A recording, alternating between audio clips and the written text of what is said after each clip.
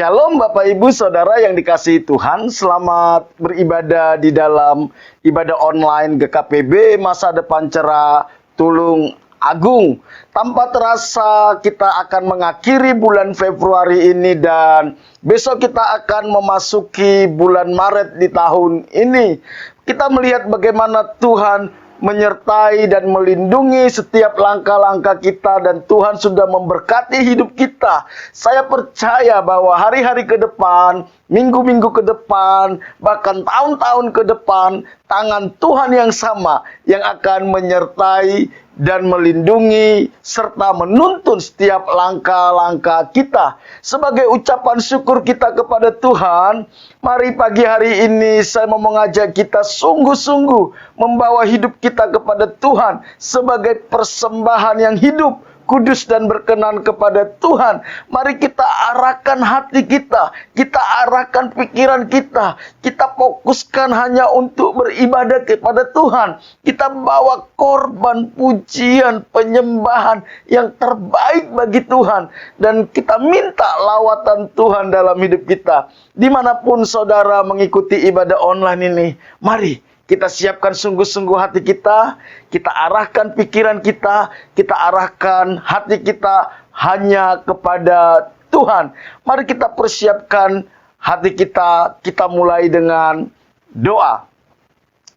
Bapa kami yang di sorga, yang kami sembah di dalam nama Tuhan Yesus Kristus. Engkau Tuhan pencipta langit dan bumi dan segala isinya. Tuhan yang berdaulat atas alam semesta, atas jagat raya, atas hidup kami.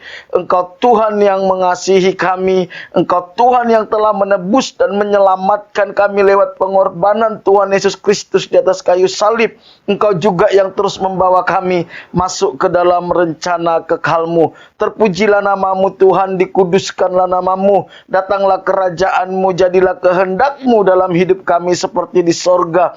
Pada hari ini kami datang di hadapan-Mu, menaikkan korban syukur yang terbaik bagi Tuhan, mengucap syukur atas perlindungan, penyertaan, dan pemeliharaan Tuhan di dalam hidup kami sampai saat ini. Kami mau bawa hidup kami sebagai persembahan, biar Engkau berkenan atas pujian penyembahan kami, atas ibadah kami, dimanapun umat-Mu berada mengikuti ibadah online. Biar Tuhan yang melawat, Tuhan yang memulihkan, Tuhan yang memberkati. Terima kasih Tuhan, kami siap untuk menaikkan pujian penyembahan kami, mempersembahkan hidup kami bagi Tuhan. Dalam nama Tuhan Yesus kami mulai ibadah ini. Amin. To be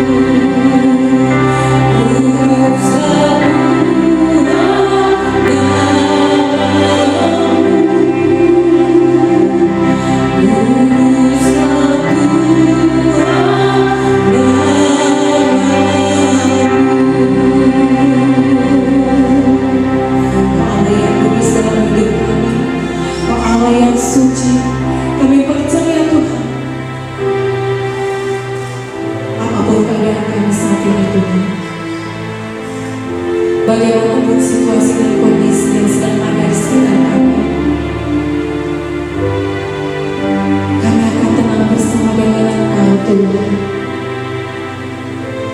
Badai seperti apapun kami akan tenang, karena ada perlindungan dan penyertaan Tuhan dalam hidup kami.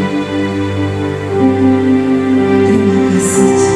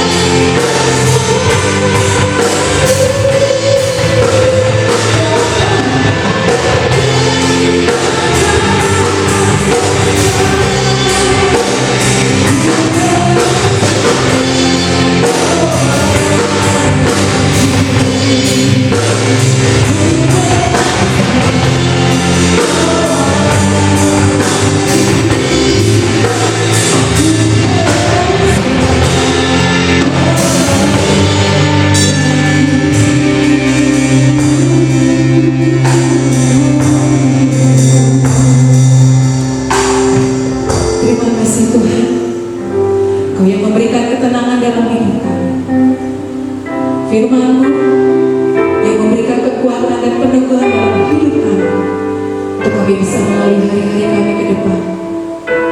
Berbicara Tuhan, kami siap. Dalam nama Tuhan Yesus. Haleluya.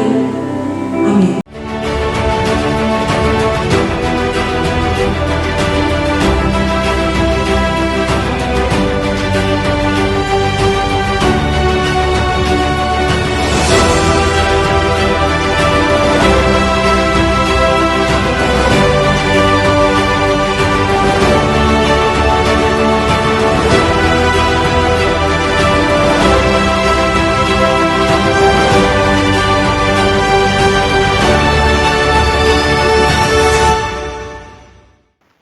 Bapak, Ibu, Saudara yang dikasihi Tuhan, tema renungan kita pada hari ini adalah hidup dengan relasi yang sehat.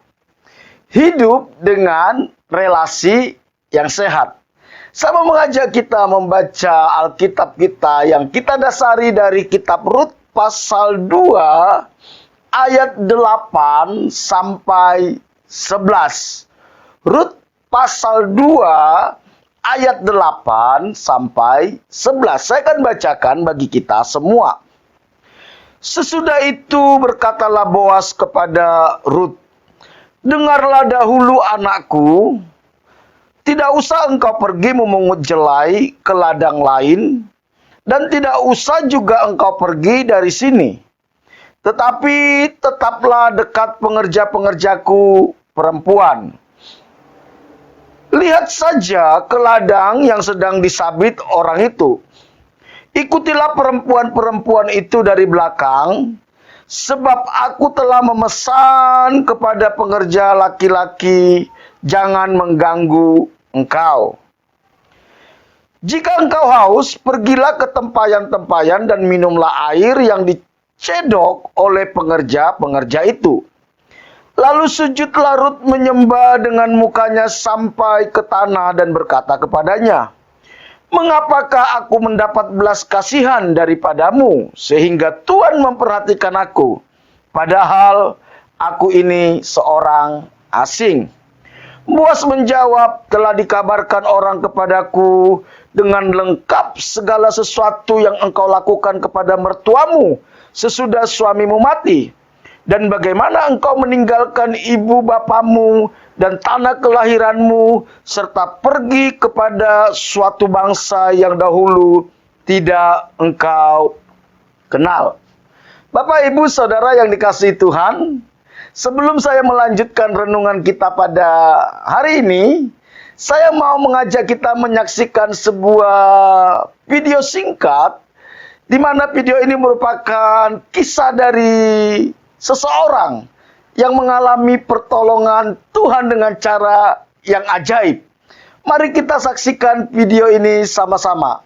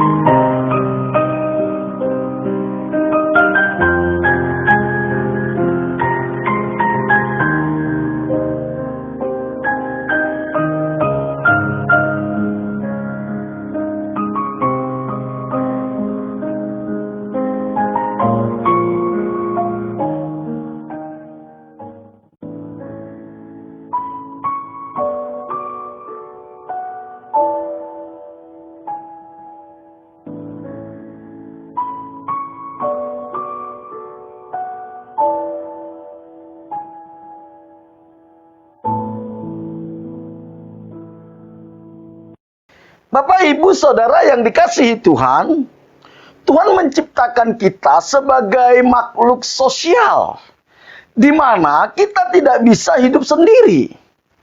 Kita membutuhkan orang lain untuk membentuk hidup kita dan untuk mengarahkan hidup kita masuk ke dalam rencana Tuhan.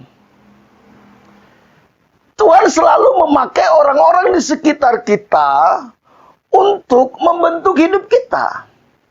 Dan juga tidak jarang kita temukan Tuhan menolong hidup kita lewat orang-orang yang ada di sekitar kita.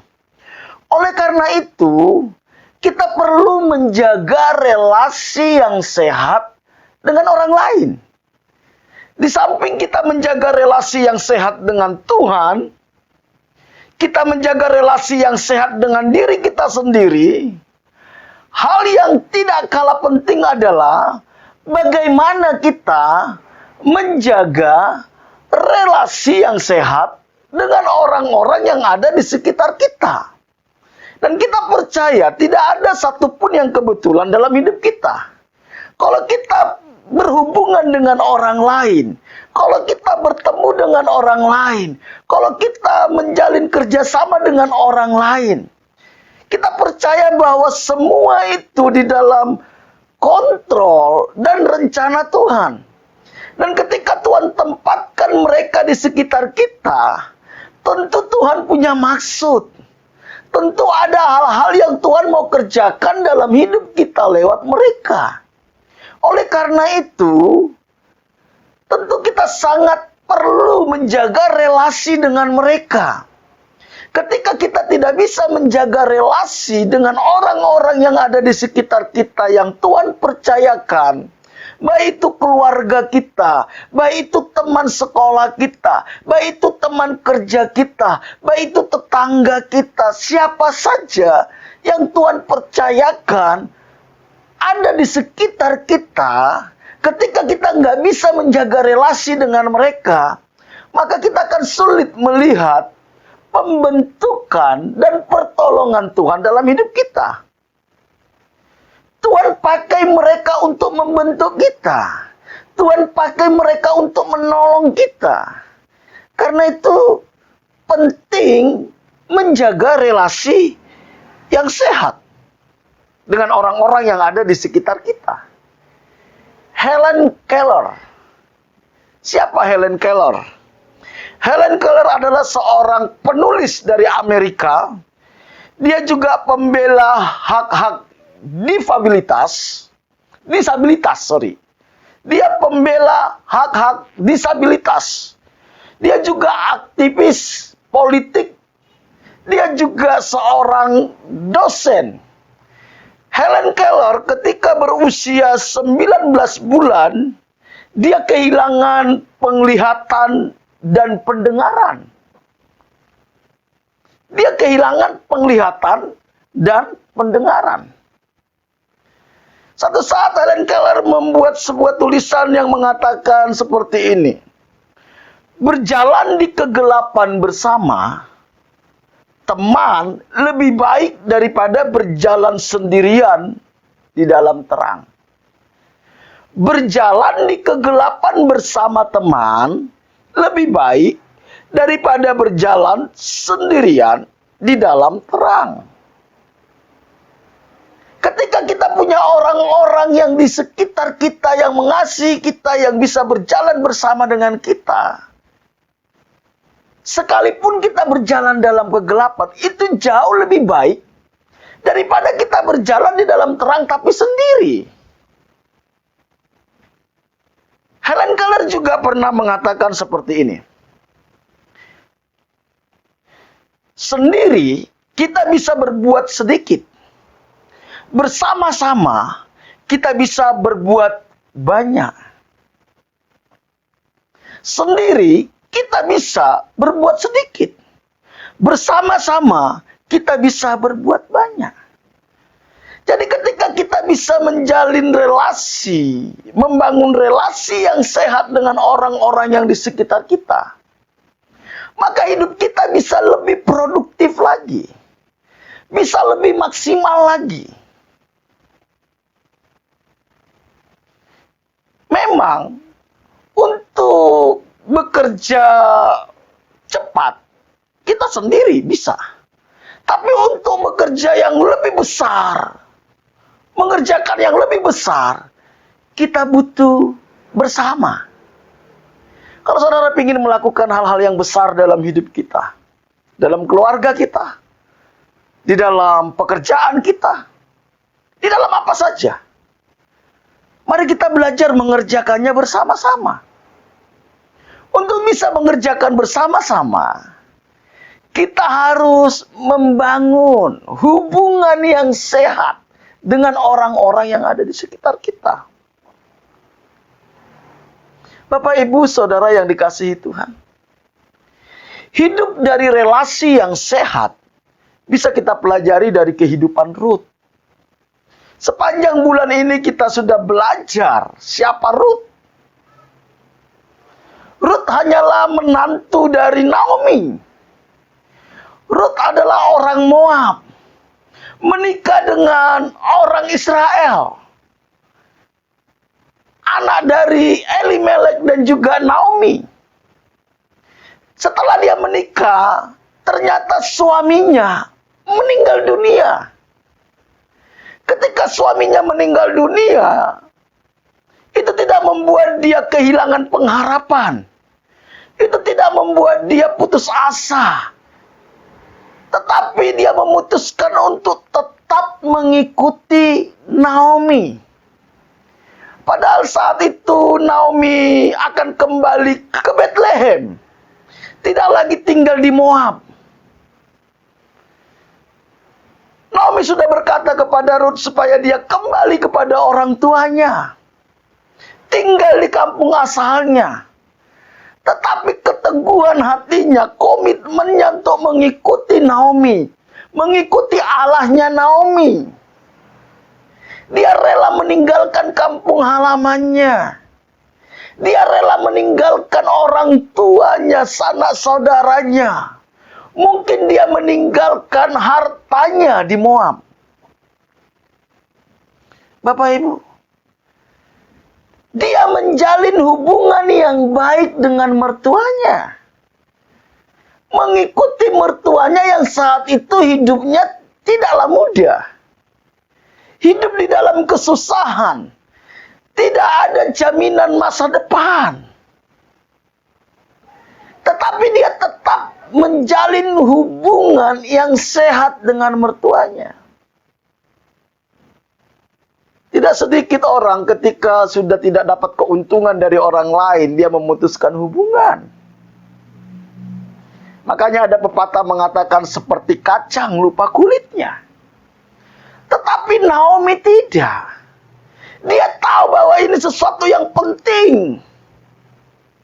Bapak Ibu, inilah yang bisa kita pelajari dari Rut. Rut menjalin hubungan yang sehat dengan mertuanya. Sekalipun tidak ada jaminan untuk hidup lebih baik. Hal inilah yang membuat Rut akhirnya bisa melihat rencana Tuhan dalam hidupnya. Dan kalau saudara pelajari nanti, bagaimana kita lihat Rut akhirnya menikah dengan Boas. Dan lewat pernikahan Rut dan Boas, lahir sebuah generasi. Dan salah satu keturunan dari Rut dan Boas adalah Sang Mesias, Juru Selamat dunia, Tuhan Yesus Kristus. Tuhan memperhitungkan keputusan dari Rut, komitmen dari Rut. Dari kisah Rut ini, kita bisa belajar ada tiga ciri yang sehat dari kehidupan Rut. Ada 3 ciri relasi yang sehat dari kehidupan Rut. Yang pertama, relasi yang sehat adalah relasi yang diwarnai sikap menerima orang lain apa adanya. Bapak, Ibu, Saudara yang dikasihi Tuhan, menerima orang lain apa adanya, bukan ada apanya. Menerima orang lain apa adanya. Hal itu bisa kita lihat dari Rut pasal 2 ayat 11. Dikatakan seperti ini. Boas menjawab, telah dikabarkan orang kepadaku dengan lengkap segala sesuatu yang engkau lakukan kepada mertuamu sesudah suamimu mati, dan bagaimana engkau meninggalkan ibu bapamu dan tanah kelahiranmu, serta pergi kepada suatu bangsa yang dahulu tidak engkau kenal. Rut bisa menerima Naomi, mertuanya apa adanya. Bukan karena Naomi kaya. Bukan. Tetapi di dalam segala kelemahan Naomi, di dalam segala keterbatasan Naomi, di dalam segala resiko dalam mengikuti Naomi, Rut memutuskan untuk bisa menerima dia. Bapak, Ibu, Saudara yang dikasihi Tuhan, kalau kita kaya, orang bisa terima kita.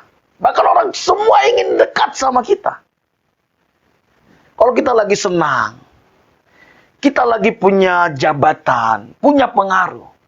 Tetapi ketika kita sudah tidak punya apa-apa, bahkan ketika kita sudah kehilangan nama baik, tidak banyak orang bisa menerima kita. Bahkan tidak sedikit kita temukan istri akhirnya menceraikan suaminya. Karena suaminya sakit. Karena suaminya nggak bisa cari uang lagi. Atau karena kelemahan suaminya. Di masa-masa sulit ini, saudara, kita perlu menjalin relasi yang sehat dengan cara menerima orang lain apa adanya. Terima pasangan kita apa adanya. Terima keberadaan orang tua kita apa adanya. Terima keadaan anak-anak kita apa adanya. Bukan berarti kita kompromi dengan kelemahan. Tapi kita harus belajar mengasihi mereka. Bahkan kalau kita lihat, demi mengikuti Naomi, Rut meninggalkan ayah ibunya. Meninggalkan kampung halamannya. Bapak, Ibu, Saudara yang dikasihi Tuhan. Banyak hubungan menjadi rusak. Baik itu hubungan suami istri, hubungan orang tua dengan anak, dengan menantu, hubungan sesama saudara, hubungan rekan kerja, itu jadi rusak. Karena kita terlalu banyak menuntut. Kita ingin orang lain seperti apa yang kita inginkan. Padahal kita tahu, setiap orang itu unik. Punya kelebihan dan kekurangan masing-masing. Karena Tuhan punya maksud dalam setiap pribadi manusia. Kalau kita bisa melihat setiap pribadi itu unik, maka kita akan lebih mudah menerima orang lain apa adanya. Butuh kebesaran hati untuk bisa menerima orang lain apa adanya. Tetapi kalau kita ingin memiliki relasi yang sehat, langkah pertama adalah belajarlah untuk menerima orang-orang yang ada di sekitar kita apa adanya. Sambil kita bertumbuh bersama-sama, sambil kita saling membangun, sambil kita saling melengkapi. Indahnya sebuah musik karena memiliki irama yang berbeda. Irama yang berbeda. Indahnya sebuah kehidupan karena kita berbeda dengan orang lain. Suami istri tidak sama Anak-anak tidak sama, punya karakter yang berbeda, pola pikir yang berbeda. Rekan-rekan kerja kita tidak sama. Itu yang membuat indah. Ketidaksamaan itulah harusnya membuat kita semakin punya hubungan yang baik. Karena kita merasa kita butuh mereka. Kita saling memperlengkapi. Mari kita bangun ini. Relasi yang sehat ini. Yang kedua, relasi yang sehat adalah relasi yang diwarnai sikap tidak mementingkan diri sendiri. Bapak, Ibu, Saudara yang dikasihi Tuhan. Orang yang egois itu akan sulit memiliki relasi yang sehat dengan orang lain. Orang yang orientasinya hanya diri sendiri, maka akan sulit memiliki relasi yang sehat dengan siapapun. Makanya tidak jarang kita lihat kenapa suami istri selalu berantem. Karena suami atau istrinya sibuk dengan dirinya. Sebenarnya sibuk dengan diri sendiri adalah sikap kekanak-kanakan. Yang selalu hanya ingin diperhatikan, yang selalu hanya ingin dimengerti, itu kekanak-kanakan. Tetapi mari kita belajar untuk kita peduli orang lain. Belajar untuk melihat dari sudut pandang orang lain. Belajar untuk memahami dari sudut pandang orang lain. Belajar untuk melihat apa yang menjadi alasan orang lain melakukan itu. Sehingga kita tidak mudah menghakimi. Tidak mudah memberikan penilaian, apalagi cap kepada seseorang. Ketika kita bisa melakukan ini, maka kita akan mudah untuk menerima orang lain. Kita akan mudah membangun relasi yang sehat. Itulah yang dilakukan oleh Ruth. Ketika Ruth ikut dengan Naomi ke Bethlehem, Ruth tidak menuntut mertuanya Naomi. Dia tidak menyalahkan Naomi. Dia belajar untuk mengerti kondisi Naomi. Di tengah-tengah kesusahan dan kesulitan mereka, Ruth memutuskan untuk bekerja. Membantu beban dari Naomi. Hal itu bisa kita lihat dari apa yang sudah kita baca dalam Rut pasal 2 ayat 18 sampai 19 tadi. Dikatakan, diangkatnya lah itu, lalu masuklah ia ke kota.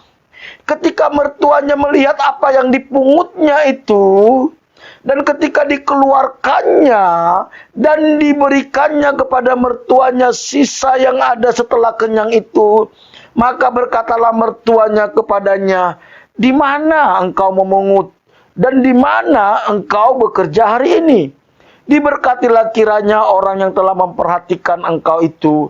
Lalu diceritakannya lah kepada mertuanya itu pada siapa ia bekerja. Katanya, "Nama orang pada siapa aku bekerja hari ini ialah Boas." Biasanya di masa-masa sulit, orang itu cenderung egois. Cenderung cari selamat masing-masing. Tetapi Ruth tidak. Dia bekerja. Dia butuh makan. Tetapi dia juga peduli kepada mertuanya. Dia bekerja untuk mertuanya. Hari-hari ini memang masanya masa sulit, saudara. Sangat sulit. Dan kalau kita mau jujur melihat, kebanyakan orang mulai memikirkan diri sendiri. Nggak peduli lagi dengan orang lain. Bahkan nggak peduli dengan Tuhan. Yang penting saya selamat. Keegoisan itu membuat orang merusak hubungannya dengan banyak orang lain. Bahkan keegoisan itu mementingkan diri sendiri seringkali membuat orang melakukan tindakan-tindakan kriminal. Yakobus pasal 3 ayat 16 dikatakan. Yakobus pasal 3 ayat 16. Sebab di mana ada iri hati dan mementingkan diri sendiri, di situ ada kekacauan dan segala macam perbuatan jahat. Kalau di dalam sebuah keluarga, anggota keluarga sudah egois, iri hati, dan mementingkan diri sendiri, maka keluarga itu akan kacau. Kalau dalam sebuah perusahaan, setiap karyawan itu sudah egois, mementingkan diri sendiri, percayalah, perusahaan itu akan kacau. Kalau dalam sebuah gereja, jemaat sudah mulai egois, iri hati, dan mementingkan diri sendiri, maka kekacauanlah terjadi di gereja itu. Berkat Tuhan tidak ada lagi. Karena itu, mari kita bangun relasi yang sehat. Baik dengan keluarga kita, baik dengan teman sekolah kita, baik teman kerja kita, maupun teman-teman di gereja kita. Kita bangun relasi yang sehat dengan tidak mementingkan diri sendiri. Kita belajar peduli orang lain. Kita belajar melihat dari sudut pandang orang lain. Jadi, membangun relasi yang sehat. Yang pertama, diwarnai sikap menerima orang lain apa adanya. Yang kedua, relasi yang sehat adalah relasi yang diwarnai dengan sikap tidak mementingkan diri sendiri.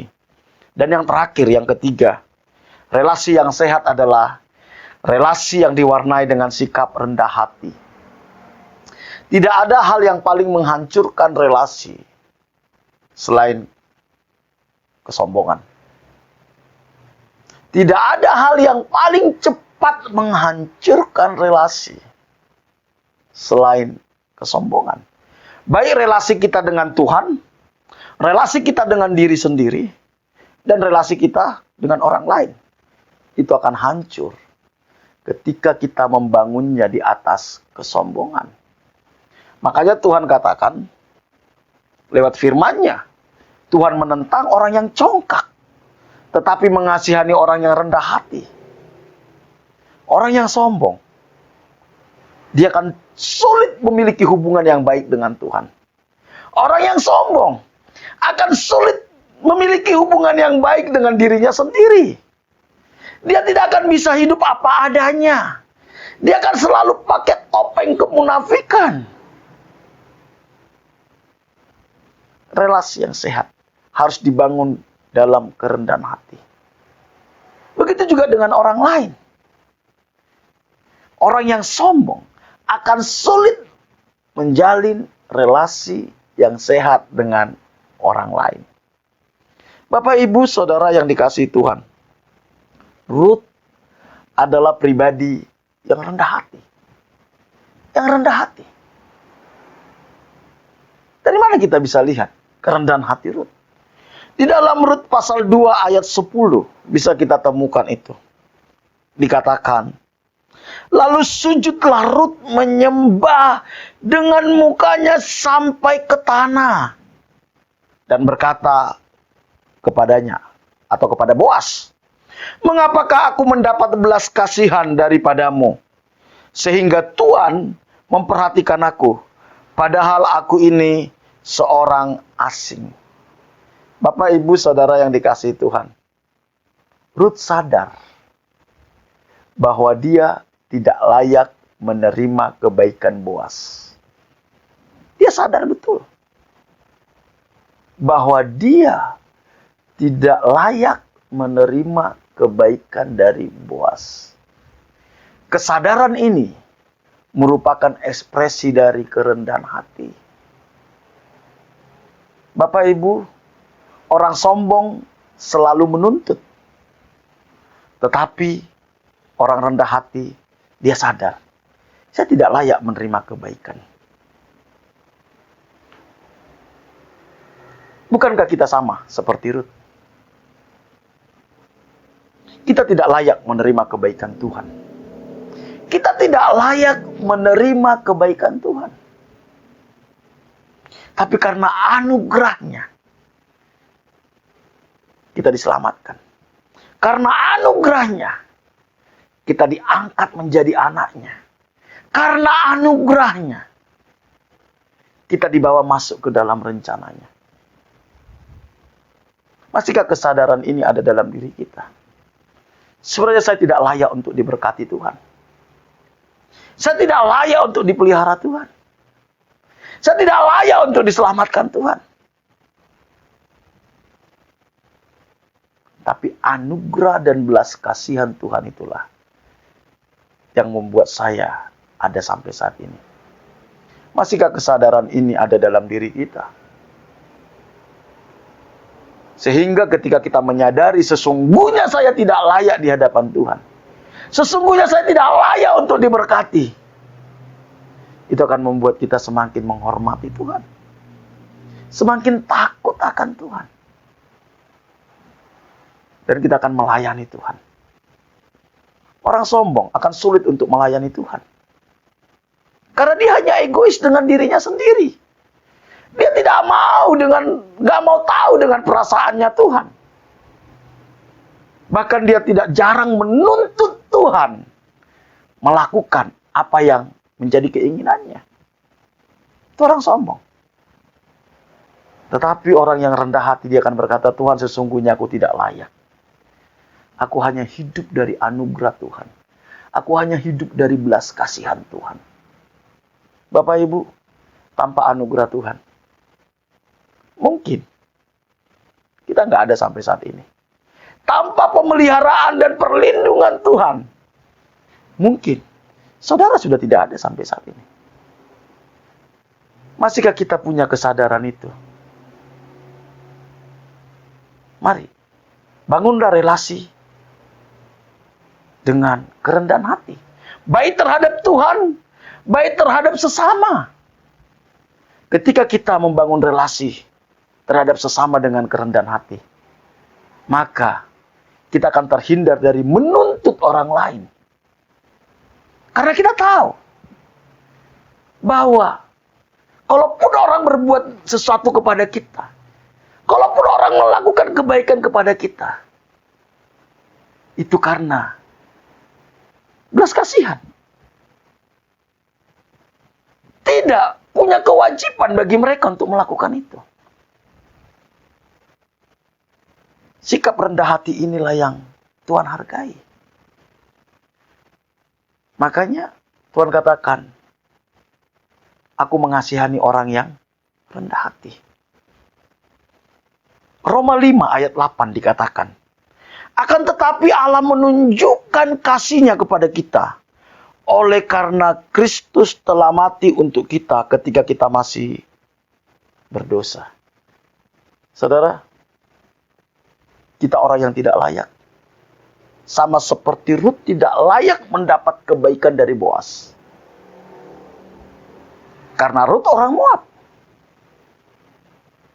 Dia tidak layak mendapat kebaikan dari Boas. Tapi sikap rendah hatinya itu membuat Rut menerima hal-hal yang terbaik. Sampai akhirnya Boas mengambil Rut sebagai istrinya. Orang yang rendah hati selalu mendapatkan yang terbaik. Kita orang yang tidak layak di hadapan Tuhan. Karena anugerah Tuhan, Dia menebus kita. Karena itu bangunlah, responilah kasih dan kebaikan Tuhan dengan rendah hati.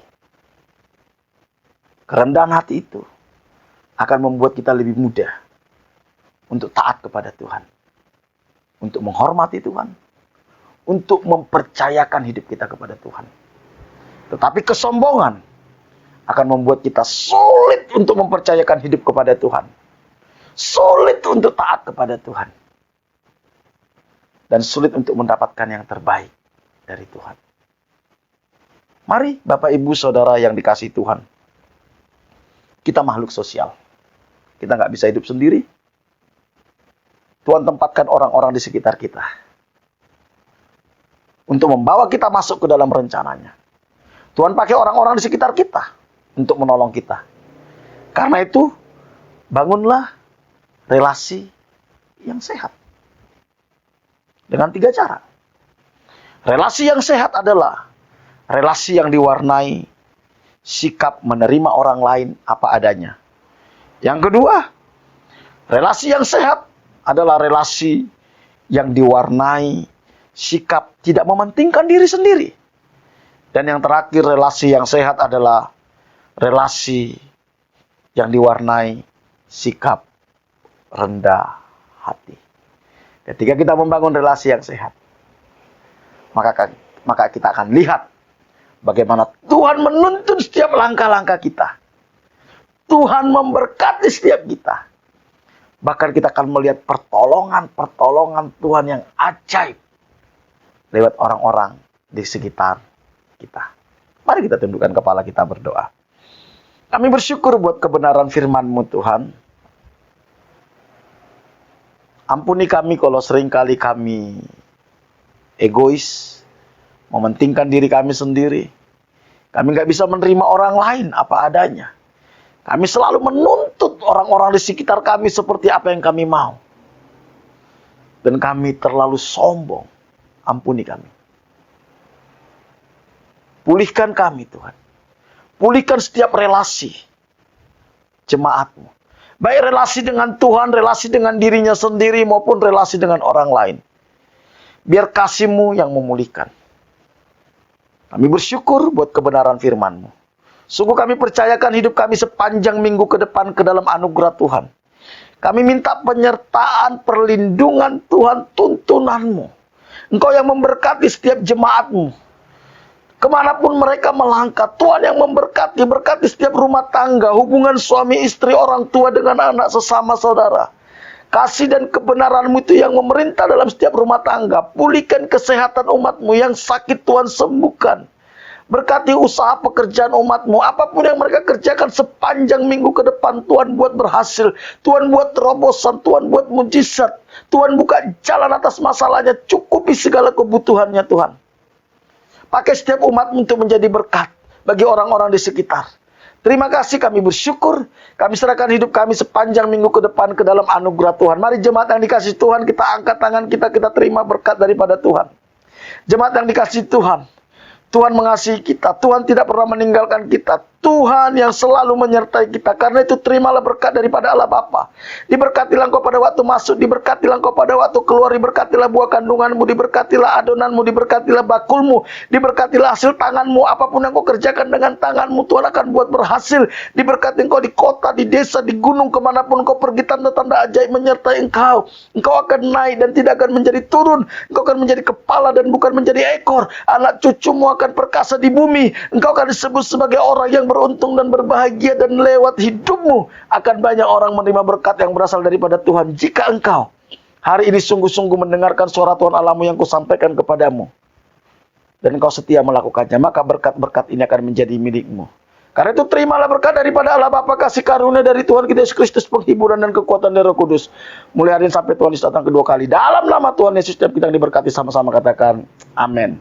Bapak Ibu Saudara yang dikasihi Tuhan, ibadah online kita berakhir. Sampai bertemu dalam ibadah online minggu depan. Bagi Bapak Ibu Saudara yang digerakkan Tuhan untuk memberikan persembahan, baik itu persembahan syukur, persembahan persepuluhan, persembahan pembangunan, maupun persembahan misi, saudara bisa langsung menghubungi bendahara gereja kita. Tuhan Yesus memberkati kita semua.